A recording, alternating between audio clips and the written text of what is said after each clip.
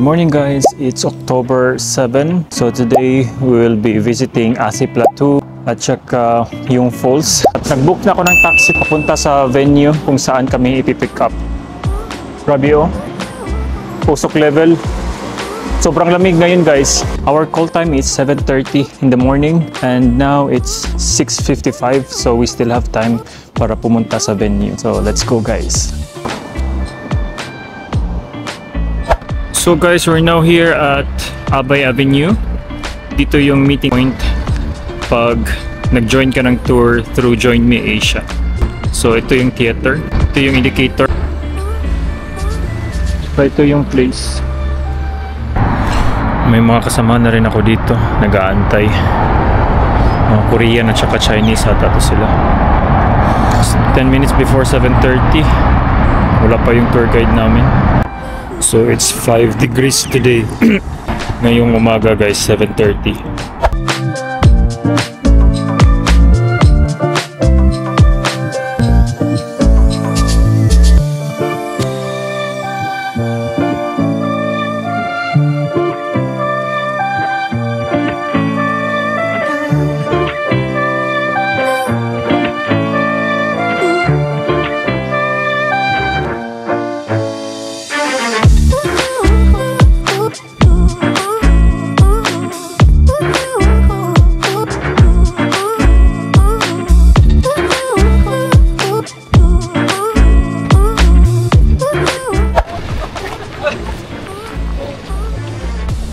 So yung unang stop natin is Waterfalls.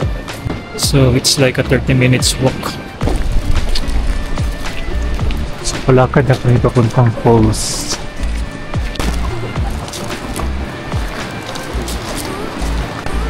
Yung mga bato-bato dito medyo matulis. Ito yung daanan papunta. So may mga Pilipino din dito guys. Dalawang babae. Halos yung mga kasamaan ko dito, mga Korean, sasakyan Korean. Kaya itong itinerary na to. Ayaw ko na sanang pumunta dito kasi marami na po sa Pilipinas, diba? Pero part man ito ng tour. So, magkakad na lang tayo. Puntahan na lang natin yung waterfalls. Yung mga tourist spot dito sa Kazakhstan, intense. Talagang mahaba-haba talaga yung lalakarin mo before ka makapunta sa magagandang lugar. Kasi sobrang layo talaga ng mga tourist destination dito. Mainit na malamig. May kasama na kami dito. Dinala yung bag niya. Nahirapan umakyat. I think dito na. Falls na ata to. Naririnig ko na yung tubig.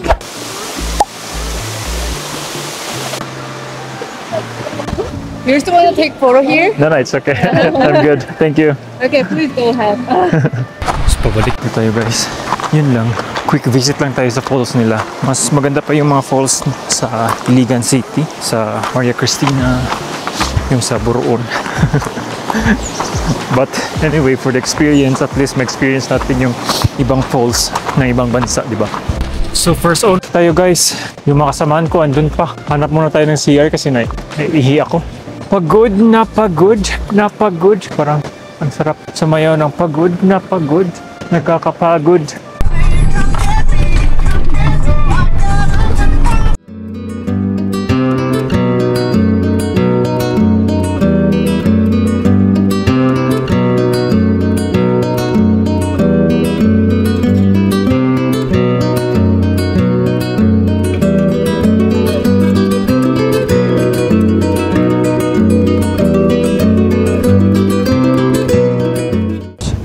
So guys, we are here now in Asi Plateau.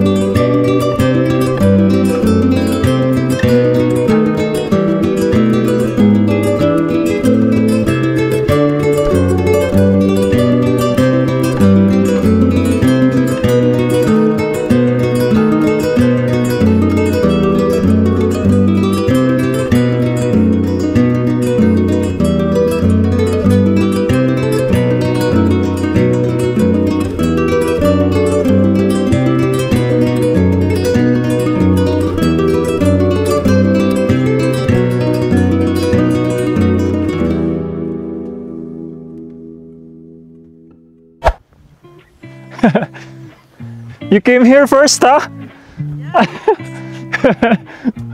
In the pools, you were in the last. Yeah, it's good here. Ah, okay. Yeah, so you have more energy now. Okay. Balik muna ako sa sasakyan, guys, kasi kinuha ko yung bag ko. Medyo nagugutom ako. May dala naman ako ditong bread. Tsaka yung tubig. So, andito na ako sa city, guys. Nakabalik na ako. At na-realize ko, guys, wala pala akong kain since morning. Yung kinain ko, wala akong breakfast, wala akong lunch. Yun lang yung bread na kinain namin dun sa Asi Plateau. After nun, wala na akong kinain. So, andito ako ngayon naglalakad. Naghahanap na makakain.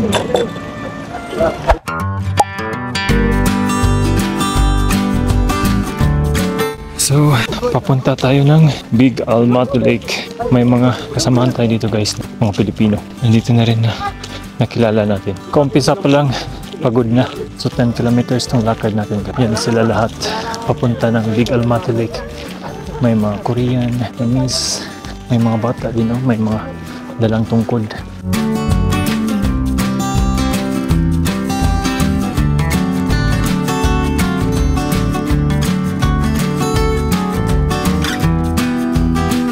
Dito palang ramdam ko na yung pagod, yung init. Grabe ka, Kazakhstan. Talagang pinagod mo ako sa tour na to. Ay, nako.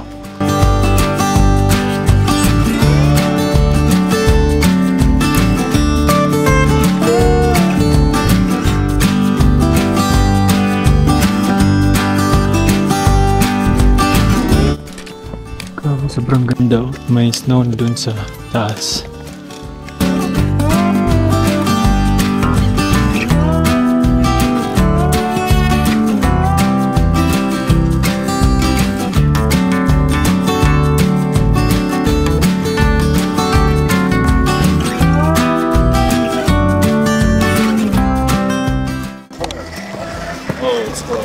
I asked him.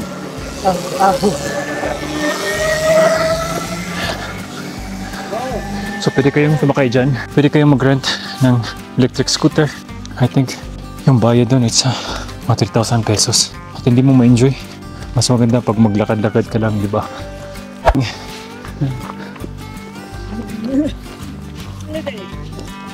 Hindi ka nag-video. Ha? Hindi ka nag-video. Hindi ako mahilig. Ano lang? You have also camera 360. Insta360.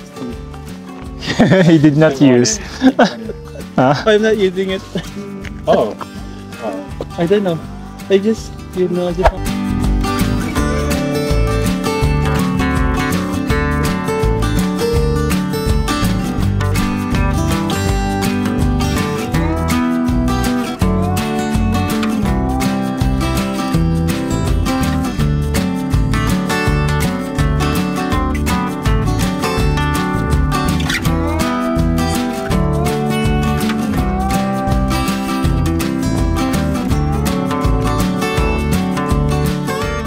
Alam nyo guys, believe ako sa mga Kazakhstan people kasi napaka-hardworking nila. Imagine yung tour guide namin 18 years old pa lang. 3 trabaho meron siya. At the same time, pumapasok siya sa university. So, yung isa niya na work is ito, tour guide. Tapos, pangalawa is sa gym. Tapos, pangatlo is mountain climbing. So, more on physical activities yung trabaho niya. At his age, no, imagine at his age, 18 years old pa lang siya. 3 jobs na. Tapos, nag-university pa. It's not allowed to get closer to the lake, right? To the lake. It's not allowed to get closer to the water. It's drink of water. Without Yeah. Dito tayo dadaan, guys. Shortcut. Ito yung mga ice.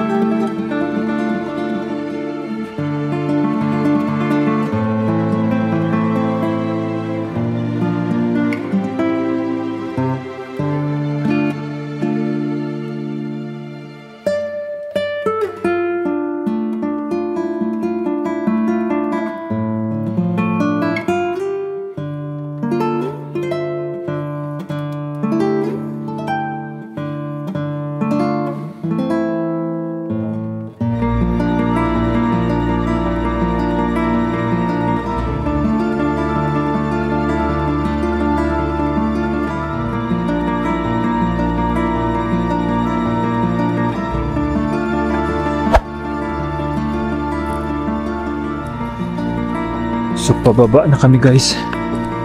Dito kami sa shortcut.